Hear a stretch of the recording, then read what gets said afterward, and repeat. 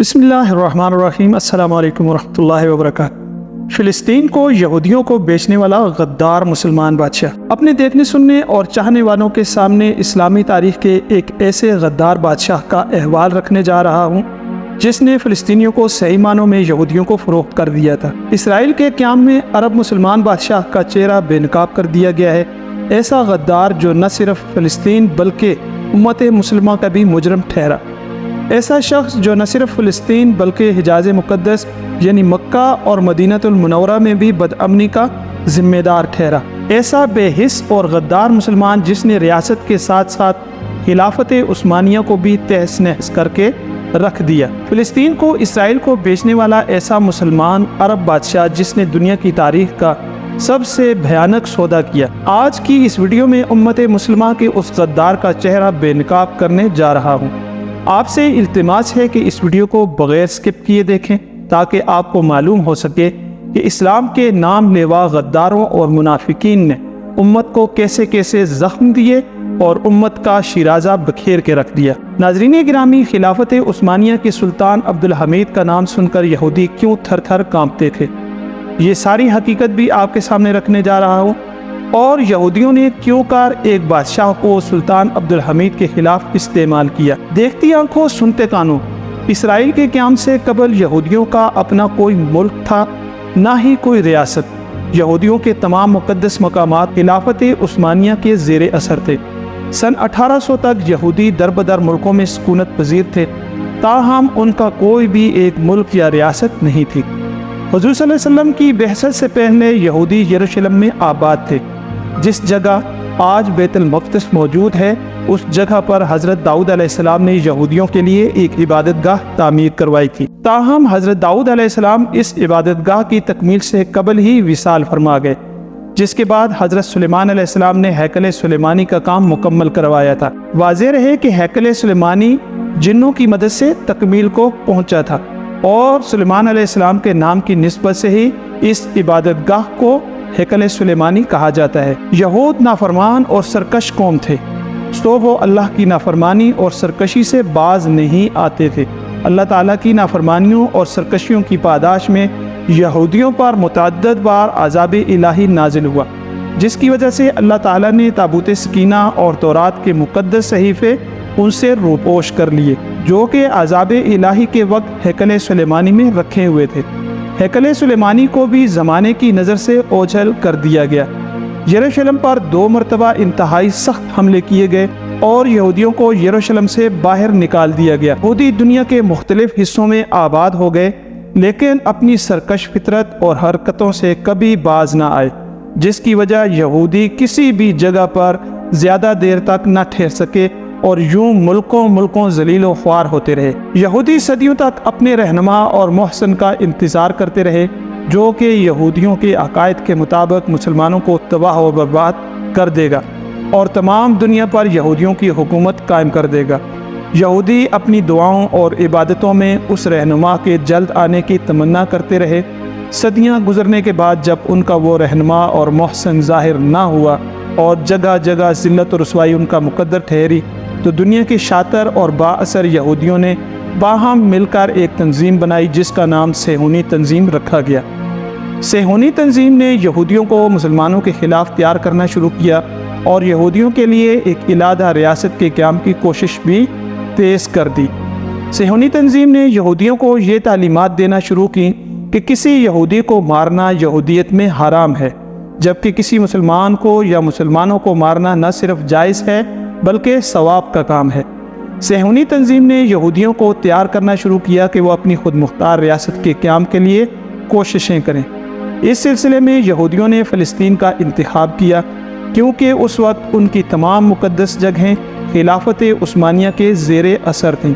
یہودیوں کی مذہبی کتابوں کے مطابق فلسطین کا یروشلم ہی وہ شہر تھا جہاں ان کا مذہبی رہنما یا محسن ظاہر ہونا تھا۔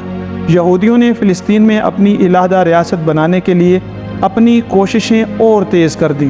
فلسطین اس وقت سلطنت عثمانیہ کا حصہ تھا اور سلطان عبدالحمید یہودیوں کی سرکش فطرت سے بھی اچھی طرح واقف تھا۔ یہودیوں نے اسرائیل کے نام سے ایک علیحدہ ریاست بنانے کے کام کا آغاز کیا اور اس مقصد کے لیے سن 1857 میں پہلی صہیونی کانفرنس میں سوئٹزرلینڈ میں یہودیوں کے بانی تھیوڈور ہرٹزل نے ورلڈ صہیونی تنظیم کی بنیاد رکھی، جس کا مقصد فلسطین میں اسرائیلی ریاست کا قیام تھا۔ اس مقصد کے لیے یہودیوں نے سب سے پہلے برطانیہ سے رجوع کیا، کیونکہ اس وقت دنیا میں سب سے مضبوط طاقت سلطنت برطانیہ تھی۔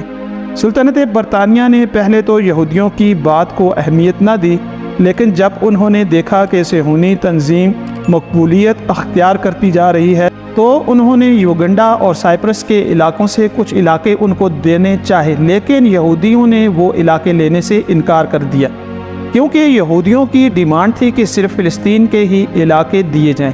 سلطان عبدالحمید کو اس وقت یہودیوں کی اس سازش کا پتہ چل چکا تھا، اور سلطان عبدالحمید نے فلسطین کے 80% علاقے کو سلطنت عثمانیہ کا حصہ قرار دیا۔ تھیوڈور ہرٹزل نے سن 1896 سے 1902 کے درمیان متعدد بار سلطان عبدالحمید سے ملاقات کی اور سلطان کو یہ یقین دہانی کرانے کی کوشش کی کہ سلطان عبدالحمید اگر ان کو فلسطین میں مہاجرین کی حیثیت سے رہنے دیں تو یہاں رہ کر وہ کاروبار کریں گے اور ٹیکس کی مد میں ایک بھاری رقم بھی ادا کریں گے، لیکن سلطان یہودیوں کی درپردہ سازشوں سے بخوبی آگاہ تھا، جس کی بنا پر سلطان نے یہودیوں کو کوڑا جواب دے دیا۔ سلطان کا کہنا تھا کہ فلسطین ان کی ذاتی ریاست نہیں بلکہ یہ تمام امت مسلمہ کی مشترکہ مقدس جگہ ہے، جسے مسلمانوں نے بہت جدوجہد اور کوششوں سے حاصل کیا ہے۔ ناظرین گرامی، یہ وہ دور تھا جب سلطنت عثمانیہ معاشی طور پر کمزور ہو چکی تھی۔ جب تھیوڈور ہرٹزل کو اس تمام صورتحال کا علم ہوا تو اس نے سلطان کو ایک بھاری مقدار میں رشوت دینے کی کوشش کی، جس کی مد میں اسے صرف ارض فلسطین میں یہودیوں کی آباد کاری مطلوب تھی، لیکن سلطان عبدالحمید نے اس پیشکش کو سختی سے ٹھکرا دیا، کیونکہ سلطان اپنی بے پناہ ذہانت اور عقل مندی کی وجہ سے یہودیوں کی اس سازش سے آگاہ ہو چکے تھے کہ یہودی یروشلم میں آباد ہو کر مسجد اقصی کو گرا کر وہاں ہیکل تعمیر کرنا چاہتے ہیں۔ سلطان نے صہیونی تحریک کے بانی کی اس آفر کو برے الفاظ میں ریجیکٹ کر دیا۔ سلطان کا کہنا تھا کہ وہ فلسطین کی ایک بالشت زمین بھی کسی کو نہیں دے سکتے، کیونکہ فلسطین ان کے پاس امت مسلمہ کی ایک امانت ہے۔ صہیونی تحریک نے متعدد بار فلسطین میں داخلے کی کوشش کی، لیکن ہر بار انہیں سلطان کی طرف سے منہ توڑ جواب دیا گیا۔ سلطان اس حقیقت سے بخوبی آگاہ ہو چکے تھے کہ یہودی فلسطین میں داخل ہو کر اپنی صہیونی ریاست قائم کرنا چاہتے ہیں۔ صہیونی تنظیم نے فری میسن تنظیم کے ساتھ اتحاد اور الحاق کر لیا، جس کا مقصد خلافت عثمانیہ اور سلطان عبدالحمید کو شکست دینا تھا۔ چنانچہ صہیونی ایک نوجوان ترک تنظیم اور شریف مکہ کے ساتھ مل کر سلطنت عثمانیہ کے خاتمے کی مہم پر مل کر کام کرنے لگے۔ ناظرین گرامی، شریف مکہ کا نام تو بہت مقدس نام تھا، جس کا نام تھا حسین بن علی۔ یہ وہ شخص تھا جس کی مدد و معاونت سے یہودیوں نے نہ صرف سلطنت عثمانیہ کا خاتمہ کیا بلکہ فلسطین میں یہودیوں کو آباد کرنے میں بھی مدد فراہم کی، جنہوں نے بعد میں اسرائیل کی علیحدہ ریاست بنانے کا آغاز کیا۔ ناظرین، آپ کو بتاتے چلیں کہ اس مذکورہ شخص کا تعلق سعودی عرب سے تھا۔ اس وقت یہ حسین بن علی ہی شریف مکہ تھا، جو اس وقت مکمل طور پر فری میسن کے لیے کام کر رہا تھا۔ اس شخص نے خلافت عثمانیہ کے ساتھ ساتھ برطانیہ کی مدد سے مکہ اور مدینہ میں خلافت عثمانیہ کے حامیوں اور علمبرداروں کو ہتھیار ڈالنے پر مجبور کر دیا۔ یہی وہ بغاوت تھی جو عربوں کے بقول عرب سے سلطنت عثمانیہ کے خاتمے کا باعث بنی۔ در حقیقت یہ بہت بڑی سازش تھی یہودیوں کی، جو دراصل سلطنت عثمانیہ کے خاتمے کے لیے پلاٹ کی گئی تھی۔ صہیونیوں نے فلسطین کو دو حصوں میں تقسیم کیا۔ 1948 میں زبردستی اقوام متحدہ کے ذریعے ایک علیحدہ ریاست کے طور پر اسرائیل کو منوا لیا، جہاں پر صہیونی اس وقت اکٹھے ہو کر غزہ اور فلسطین کے نہتے اور معصوم عوام پر اس لیے ظلم کر رہے ہیں تاکہ وہ بیت المقدس کو شہید کر کے وہاں پر ہیکل کی تعمیر کر سکیں، جو تاریخی اعتبار سے تیسری مرتبہ تعمیر کرنے کا ارادہ کیے بیٹھے ہیں۔ یہودی اپنے مسیحا کا انتظار کر رہے ہیں کہ ہمارا مسیحا آئے گا تب ٹیمپل تعمیر ہوگا اور پھر پوری دنیا پر یہودیوں کا قبضہ ہوگا۔ ناظرین گرامی، تاریخ سے تعلق رکھنے والے دونوں کردار سلطان عبدالحمید اور شریف مکہ حسین بن علی دونوں ہی مسلمان تھے، لیکن ایک غدار امت جبکہ دوسرا مسلمانوں کا عادل بادشاہ کہلایا۔